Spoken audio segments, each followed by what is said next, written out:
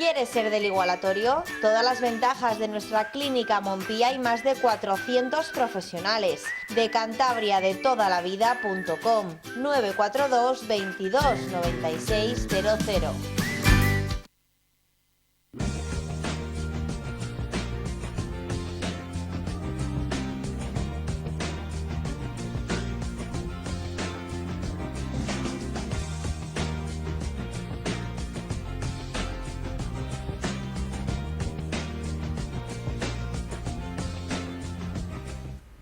Un saludo, bienvenidos a una edición más de Pulso Empresarial en Televisión Popular. Estamos con nuestro invitado habitual, con nuestro experto, don Aurelio Sastre. Un saludo, don Aurelio. Un saludo y muy buenas tardes. Bueno, empezamos con los datos conocidos de la EPA, que desde luego han sido francamente positivos.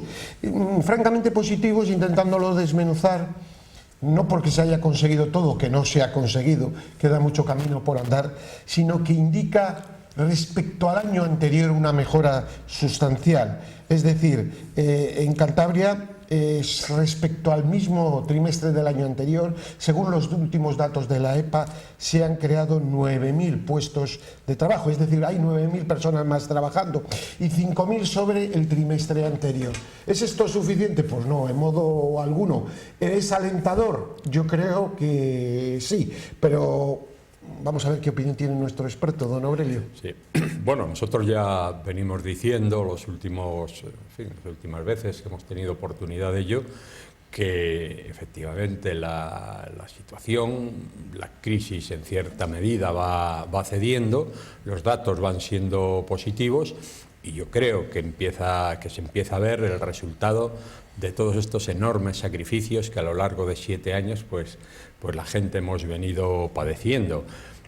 Hay que decir que son datos netamente positivos, es decir, la tendencia se ha cambiado, llevamos ya meses de mejora del empleo y por tanto, vamos, es evidente.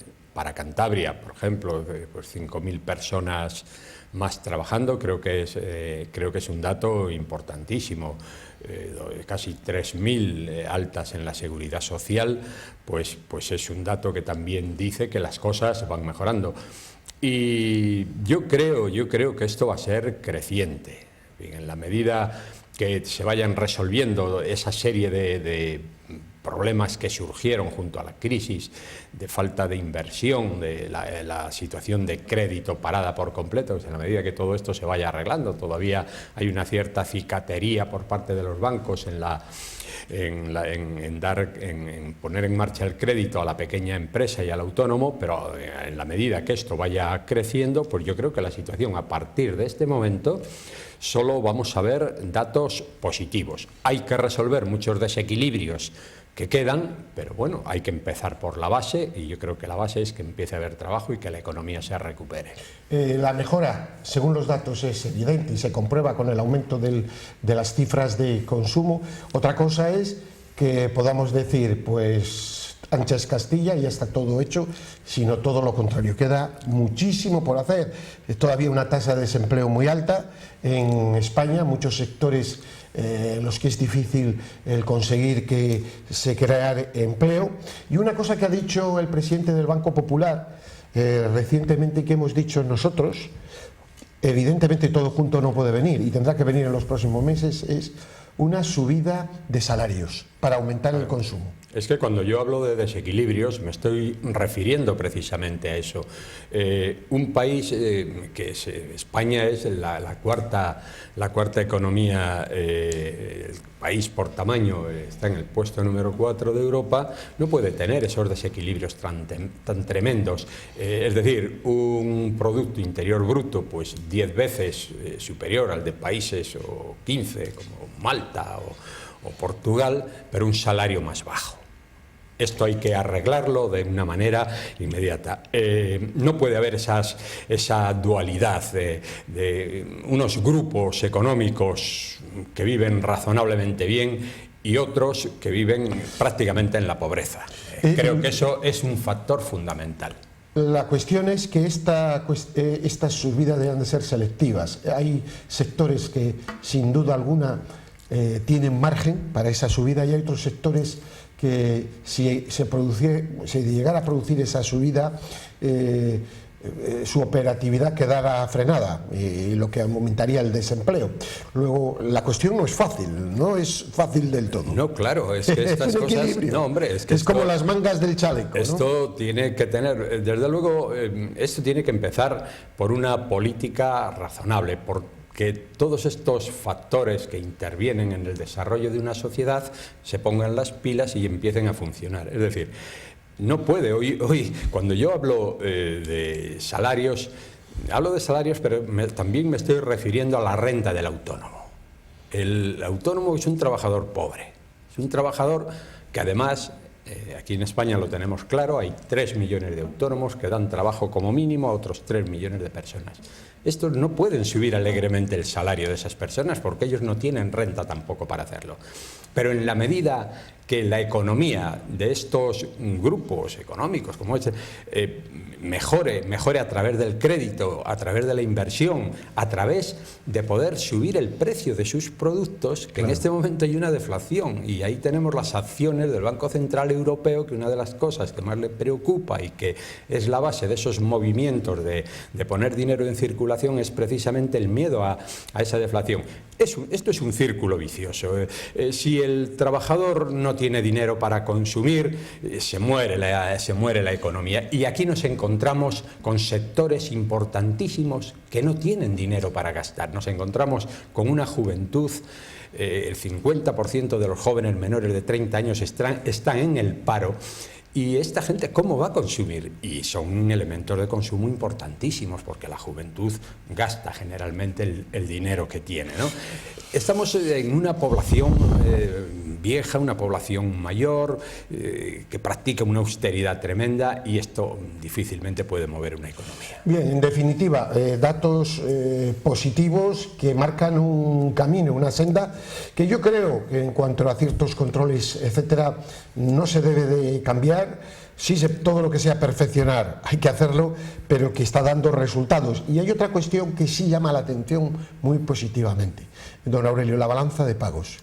España está exportando mucho. Es verdad que el precio del petróleo, al bajar, lo que importamos cuesta menos, y eso hace que se produzca un reequilibrio, pero sí es verdad que se muestran, hay sectores de la economía que se muestran francamente fuertes, y que tenemos unas empresas, a pesar de que nuestra autoestima sea mala, bastante mejor que lo que podemos pensar.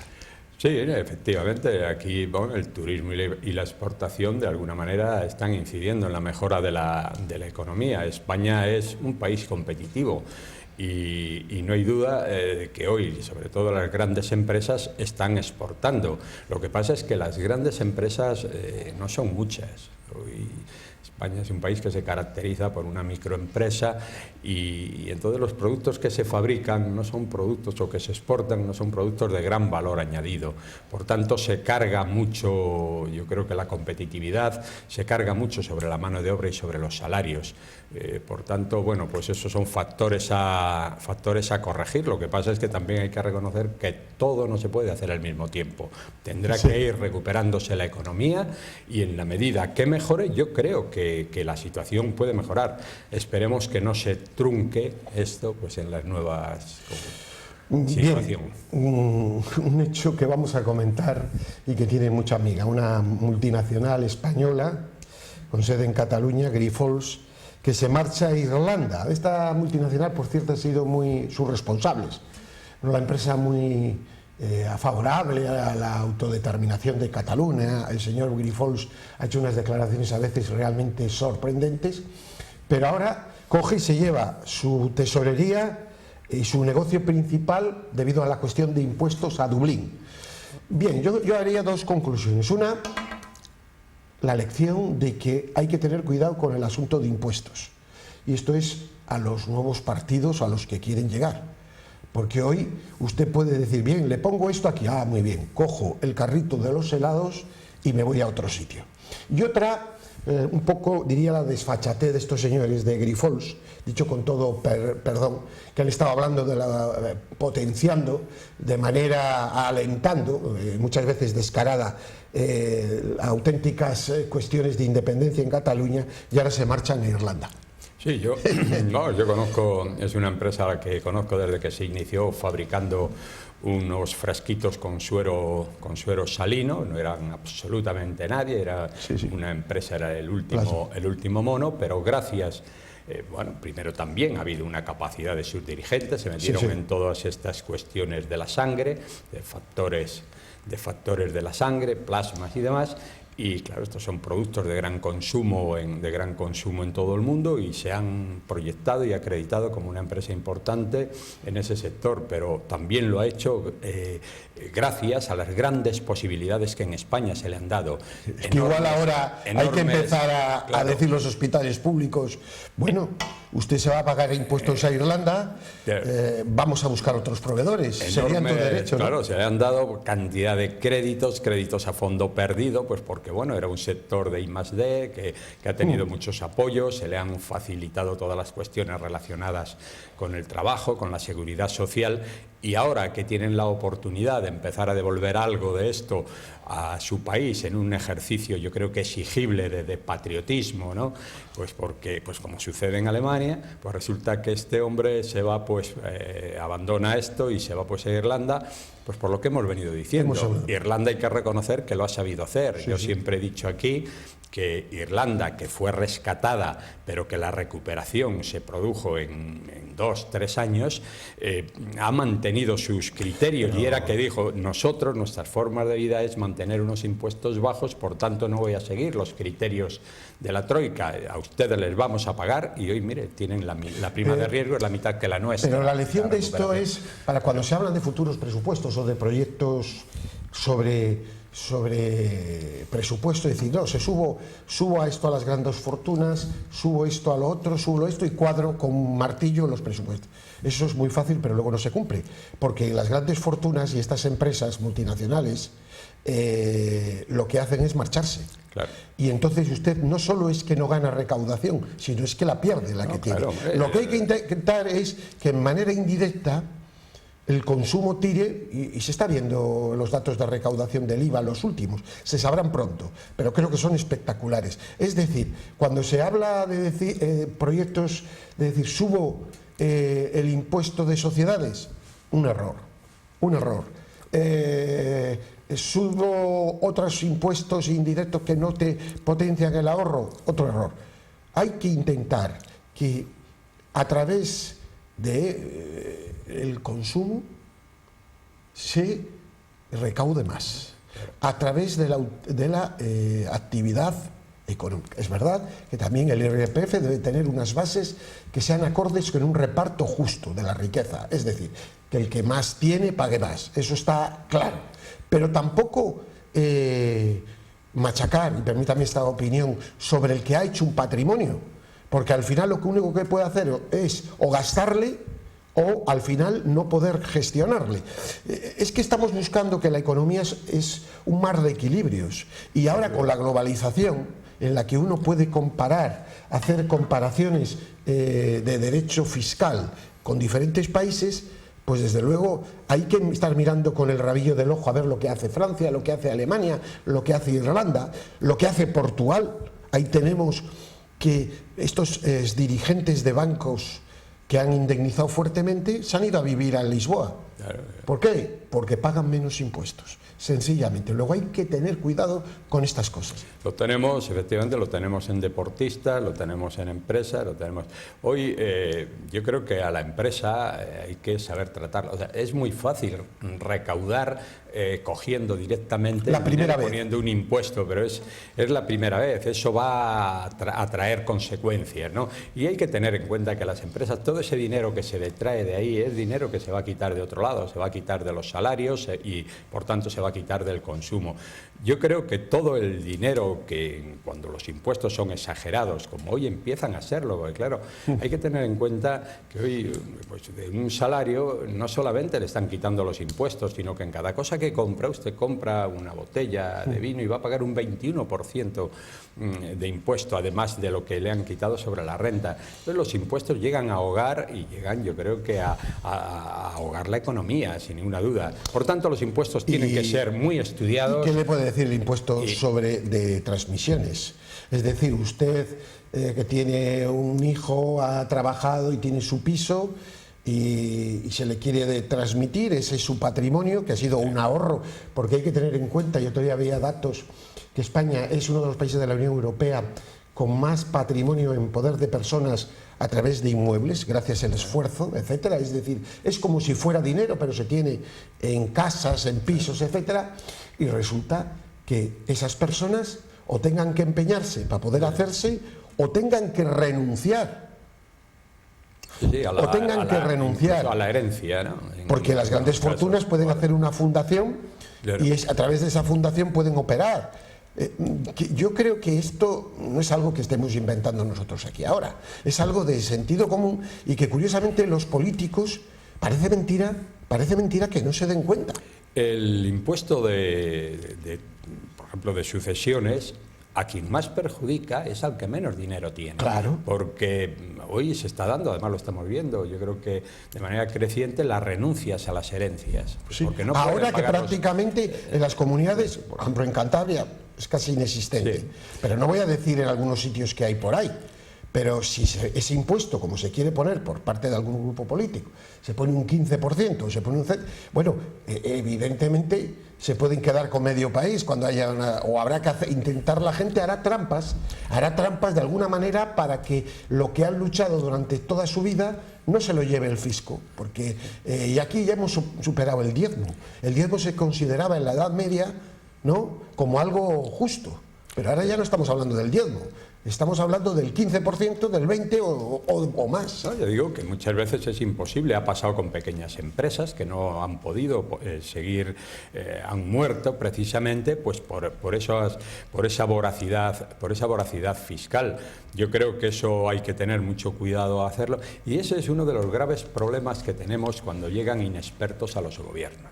Que todos quieren revolucionar las situaciones sin darse cuenta que todo esto había sido contemplado y considerado por otros con más experiencia. Claro. Mire, lo estamos viendo con el asunto del contrato único. Vamos a ver. Ahora viene alguien con muy poca experiencia que te dicen, experiencia práctica, a lo mejor teoría la tienen toda, pero experiencia práctica, que te dicen que el contrato único. Vamos a ver. Estos múltiples contratos que hay ahora, tiempo parcial, indefinido, en fin, los que hay, es la consecuencia de la experiencia de muchos gobernantes, porque aquí llevamos 30 años, esto no se ha llegado de la noche a la mañana. No es un invento de único, ¿no? No es de uno, sino que han sido todos los partidos políticos, han sido sindicatos, han sido patronales, han llegado a la conclusión de que para aumentar el empleo, para disminuir el paro y todo esto había que flexibilizar las formas de los contratos. Y se ha hecho, y lo han hecho Felipe González, ya empezó con Suárez, lo hizo Aznar, lo están haciendo ahora con Rajoy. Y de pronto te llegan gente que dice, tengo yo la solución, y va a ser la panacea, el contrato único. Pero vamos a ver, eso puede conducir a que mucha gente, contrato único e indefinido. Y bueno, pues mucha gente dirá, bueno, eso no lo puedo hacer, cierro el negocio.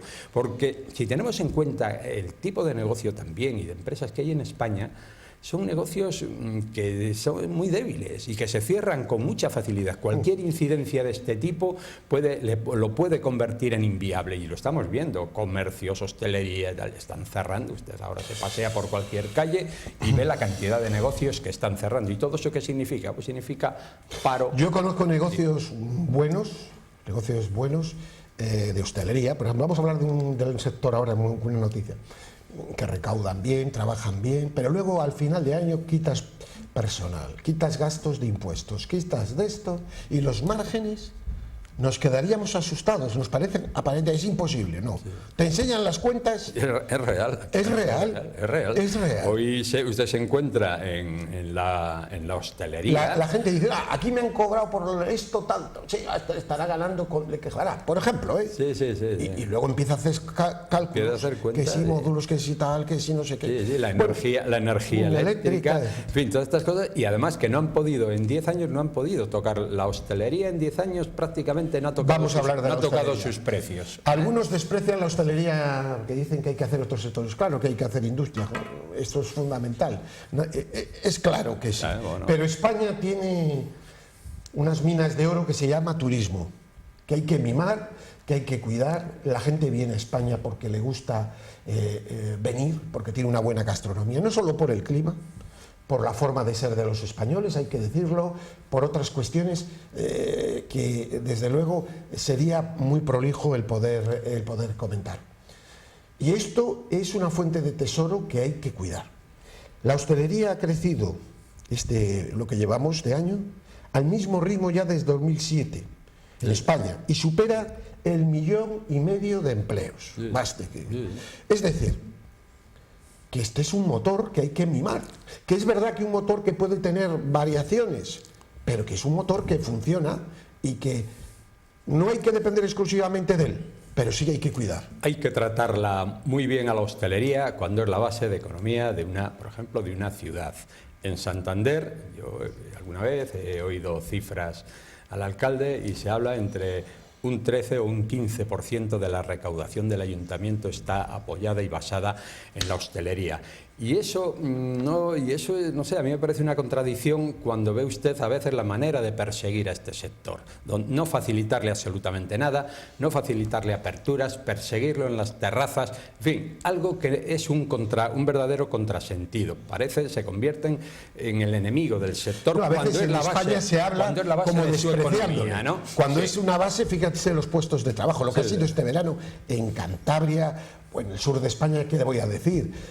Donde ha habido una ocupación cercana al 90 y tantos %, el número de personas que ven ahí que tienen 3 meses o 4 por lo menos para recibir un salario. Restaurantes y hoteles que abren 4 meses y viven el resto del año. Mire usted, habrá sido temporal, pero en estos meses, en el sector de la hostelería, han tenido incluso dificultades para encontrar personal. Y en una situación en que aún no se ha salido de la crisis definitivamente. Y luego usted ve que esta reacción, que este movimiento se empieza a ver, usted ya empieza a salir un poco los fines de semana solamente, el resto del tiempo es muy pobre. Bueno, ya en los fines de semana ya empieza a haber un movimiento al que no estábamos acostumbrados. Es decir, esto parece que se va moviendo y yo creo que en ciudades o regiones como Cantabria o como Santander, este sector tiene una incidencia importante. Don Aurelio, no tenemos tiempo para más, le deseo una buena semana. Pues lo mismo le deseo. El próximo fin de semana no podrá estar con nosotros en un viaje del Colegio de Agentes Comerciales, le impide estar aquí, pero estaremos, si Dios mediante, dentro de 15 días. Y a ustedes, pues les deseo una magnífica semana. Paz y bien.